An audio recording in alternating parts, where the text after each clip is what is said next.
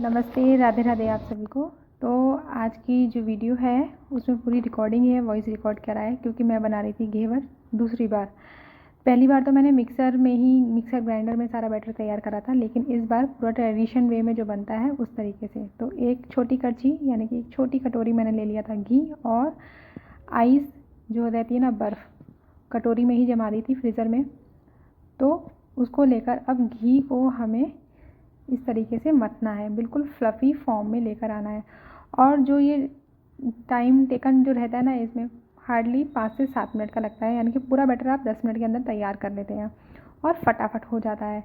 और एक बार हाथ से तैयार करने से ना क्या रहता है, आपको आइडिया हो जाता है कि बैटर को किस तरीके से रेडी करना है, क्या उसका नाप तोल है, किस फॉर्म में रहेगा बैटर वो।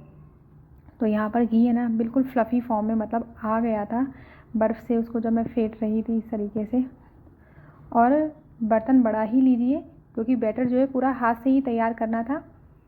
पहली बार मिक्सर में करा था तो यही डर लग रहा था कि गड़बड़ ना हो जाए, लेकिन सही बना था। इस बार सोचा क्यों ना हाथ से ही तैयार करूँ। अब तो जो एक्स्ट्रा पानी था ना उसको निकाल देंगे। वैसे तो पानी इसमें ऐड होना ही है, लेकिन इस बार पानी को हमने अभी निकाल दिया है। अब मैंने लिया था 1 कटोरी, छोटी कटोरी जो रहती है, पूरा मैदा, 1 कटोरी ठंडा दूध और 1 चम्मच बेसन और 1 नींबू। ये अनुपात रहेगा सब चीज़ों का। अब थोड़ा थोड़ा मैदा इसमें मिलाते हुए उंगलियों की सहायता से धीरे धीरे मिक्स करेंगे। मिलाना है यानी कि ताकि गुठलियाँ ना पड़े, क्योंकि जो बटर है वो बिल्कुल ठंडा है और मैदा नॉर्मल टेम्परेचर पर, और इसमें अब ठंडा दूध डालेंगे तो गुठलियाँ जो है ना वो बन जाती हैं। इसलिए हाथ से धीरे धीरे मलते हुए इसे हम जो है गुठलियों को बिल्कुल ख़त्म करते हुए इसका जो बैटर है वो तैयार करेंगे। तो अभी मैं सिर्फ दूध ही मिला रही हूँ, 1 कटोरी दूध, थोड़े थोड़े बैचेस में बेसन और मैदा और दूध को मिलाते हुए इसे मिक्स करना है। हाथ से बैटर बनाने से क्या रहता है कि आपको ना आइडिया हो जाता है कि बैटर की फॉर्म क्या रहेगी। मिक्सी में हम बना तो लेते हैं, वो भी आसान तरीका ही है, लेकिन हाथ से बनाना एक अलग ही एक आइडिया, कहते हैं ना, बनाते बनाते करते करते आपको आइडिया हो जाता है। तो मैंने इसीलिए हाथ से ही बैटर को बनाना सोचा कि क्यों ना एक आपको कंसिस्टेंसी जो होती है ना वो पता चल जाए।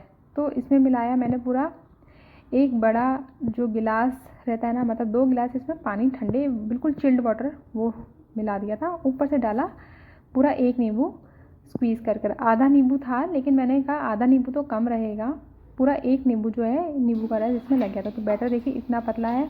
अब थोड़े से बैटर को मैंने निकाल लिया और बाकी के बैटर को मैंने फ्रिज में ही रखा, क्योंकि बैटर ठंडा ही रहे वो ही बेस्ट होता है।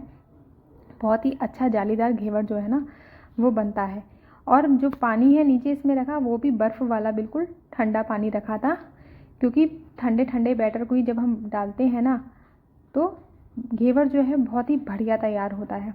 तो थोड़ा थोड़ा करके, मतलब ड्रॉप ड्रॉप करके ही हमें बैटर जो है डालना है घी या तेल में। आँच बिल्कुल तेज़ पर, यानी कि फुल आँच पर ही, क्योंकि बैटर हमारा बिल्कुल चिल्ड है। अगर हम आँच मध्यम रखेंगे ना तो वो क्या होता है, वो पकेगा नहीं, मतलब वो अलग तरीके से ही गुठलियाँ सी उसकी बनकर साइड में हो जाएंगी या बीच में तैरने लगेगी। नहीं तो इस तरीके से डालेंगे तो जैसे ही डालते हैं ना, जब ऊपर उबाल आता है फिर शांत हो जाए उसके बाद आप बाकी का बैटर डालिए। एकदम से ही सारा नहीं डालना।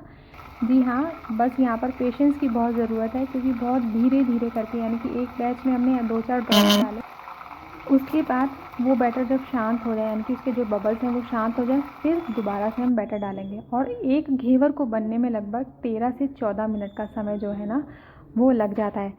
पहली बार मैंने जब बनाया था तो मैंने सीधा पैन में बनाया था, मेरे पास घेवर वाला बनाने वाला रिंग नहीं था। इस बार घेवर रिंग मंगा लिया था ऑनलाइन, तो ईज़ी रहा, क्योंकि जो ऑयल है ना या घी है वो कम बाहर छलकता है। तो बाहर निकलने से क्या होता है, गैस बहुत गंदी हो जाती है और घी का भी नुकसान या ऑयल का नुकसान तो वो है ही है। अब बीच में नाइफ़ से थोड़ा सा साइड में कर दिया है, क्योंकि हमें बैटर बीच में डालना है। तो थोड़ा सा स्पेस नाइफ़ से या बेलन के पिछले हिस्से से आप इस तरीके से बना लेंगे और धीरे धीरे करके ही डालना है। आप ज़्यादा बैटर डालेंगे तो वो क्या रहेगा, वो आपका अच्छा नहीं बनेगा। एकदम डालने से वो ऊपर तक उबाल तो आ जाएगा, लेकिन घेवर जालीदार आपका नहीं बनेगा।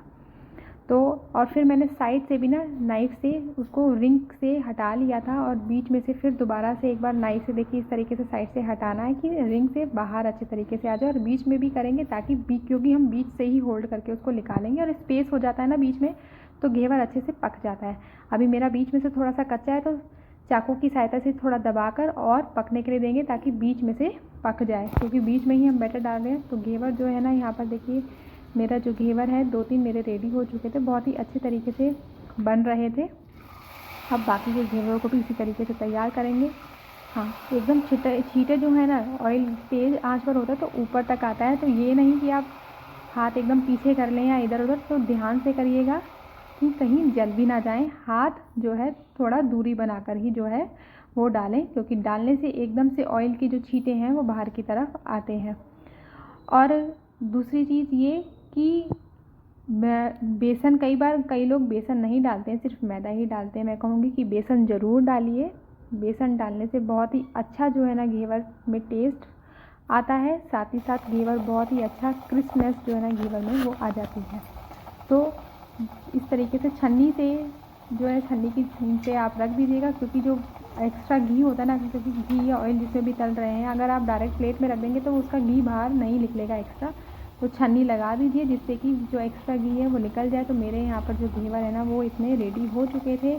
बाकी के मैं बना रही थी 1 कटोरी मैदे से, जो यानी कि 1 कटोरी मैदा, 1 चम्मच बेसन, 1 कटोरी ठंडा दूध, इतने बैटर में मेरा 6 से 7 जो है छोटे घेवर तैयार हो गए थे। अब बनाएंगे चाशनी। चाशनी बनाने के लिए मैंने 1 कटोरी जो है चीनी लिया है, उसी नाप से 1 कटोरी पानी, और इसका हम सिरप तैयार कर लेंगे। यानी कि हमें ना तो 1 तार की चाहिए ना ही 2 तार की चाहिए, हमें सिर्फ इसको अच्छे से मेल्ट करना है। और थोड़ा सा जो है जो चाशनी है, थोड़ी सी हल्की सी जो सिरप है वो थोड़ा सा गाढ़ा हो, यानी कि हाथ में जब लेंगे तो वो जैसे ऑयल जैसा लगता है ना, इस तरीके से चाशनी हमारी लगे। तो देखिए मैं आपको दिखाती हूँ कि ना तो कोई तार आ रहा है इसमें, ना ही कोई ज़्यादा चिपचिपापन है, बस ऐसे लग रहा है जैसे ऑयल हाथ में लिया। इस तरीके से जो है हमारी जो चाशनी है वो हमें तैयार करनी है। अब जो घेवर है ना, इस पे हम डालेंगे अपनी चाशनी को। पहले घेवरों के ऊपर चाशनी को डालना है अच्छे से कि वो सोक कर लें पूरे शुगर के सिरप को, क्योंकि घेवर सॉफ्ट हो जाता है चाशनी को सोक कर कर। अभी तो हार्ड है क्योंकि फ्राई कराया हमने।